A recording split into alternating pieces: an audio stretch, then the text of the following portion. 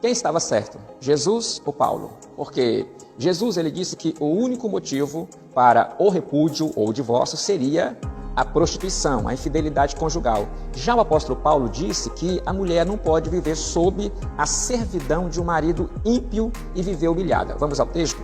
Porém, se o marido não cristão ou a esposa não cristã quiser o divórcio, então que se divorcie. Nesses casos, o marido cristão ou a esposa cristã está livre para fazer como quiser, pois Deus chamou vocês para viver em paz. 1 Coríntios 7,15. A resposta é: ambos estão certos, porque Jesus ele está se referindo ao mandamento dado aos judeus. Já o apóstolo Paulo está falando com a igreja. Jesus está interpretando a lei de Moisés, quanto o apóstolo Paulo ele está explicando precisamente a lei do amor concernente ao casamento, divórcio e novo casamento após o divórcio para a igreja. Então vamos lá. Paulo ele diz o seguinte: o que uma mulher deve fazer, ou um homem deve fazer, quando está sendo vilipendiado, desprezado, humilhado, abandonado ou até mesmo maltratado em um relacionamento conjugal. Paulo está dizendo que Deus chamou o casal para viver em paz. Claro que não é por qualquer briguinha que os casais vão se separar, mas vamos aqui ao ponto-chave, ao ponto crucial, tá? Muitas pessoas argumentam dizendo que esse texto ele tem que ser e só pode ser aplicado, claro, ao marido ou à esposa não cristã. Perfeito, mas a minha pergunta é: você sabe o que é uma mulher não cristã, um marido não cristão?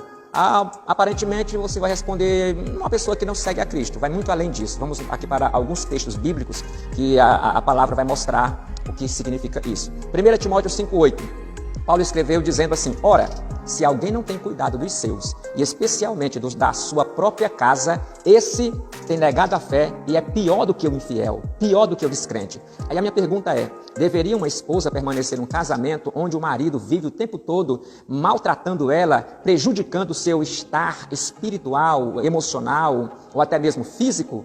O que Paulo está dizendo é que aquela exceção onde Jesus disse que a única, que a gente praticamente só conhece essa parte, a única exceção para o divórcio seria a infidelidade conjugal. Quando o apóstolo começa a escrever as suas cartas, ele percebe que havia muitos maus tratos de homens ímpios com as mulheres da sua época. Então ele fala assim: olha, Deus não chamou vocês para viverem assim. Se por acaso tem alguma mulher crente ou marido que está vivendo sobre essa situação e a pessoa quiser o divórcio, é melhor do que viver dessa forma. Tem uma frase que eu acho muito interessante: é melhor um pai receber em casa uma mulher divorciada do que uma mulher morta. Isso faz sentido.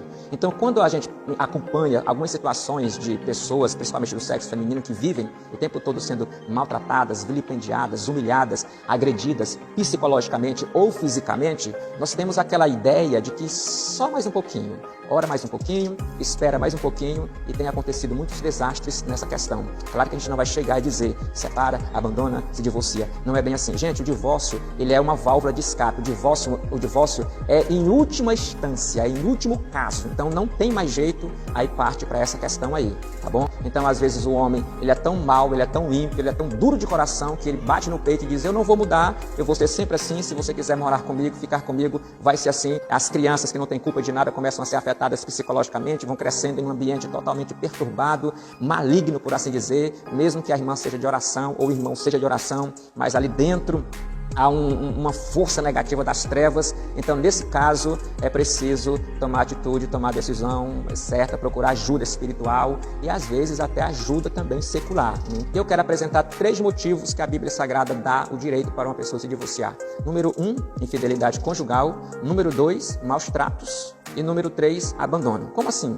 Número 1, infidelidade conjugal. O apóstolo, ou seja, Jesus fala sobre isso. Número 2, o que significa esses maus tratos? É o que nós acabamos de explicar. Quando o marido, por exemplo, ele vive o tempo todo maltratando, e muitas mulheres já chegaram até a pensar em suicídio, amarrar a corda no pescoço, pular da ponte, e vivem com psiquiatra, psicólogo, porque não tem paz. Gente, Deus não está em um casamento onde a pessoa sofre mais do que é feliz, onde a pessoa chora mais do que ri, onde a pessoa pensa mais em morrer do que em viver.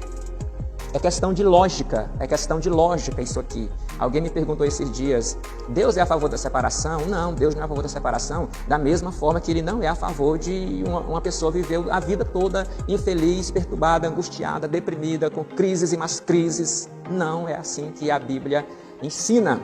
O próximo vídeo que eu vou gravar para vocês aqui é de 1 Coríntios. Uai, seu app de vídeos curtos.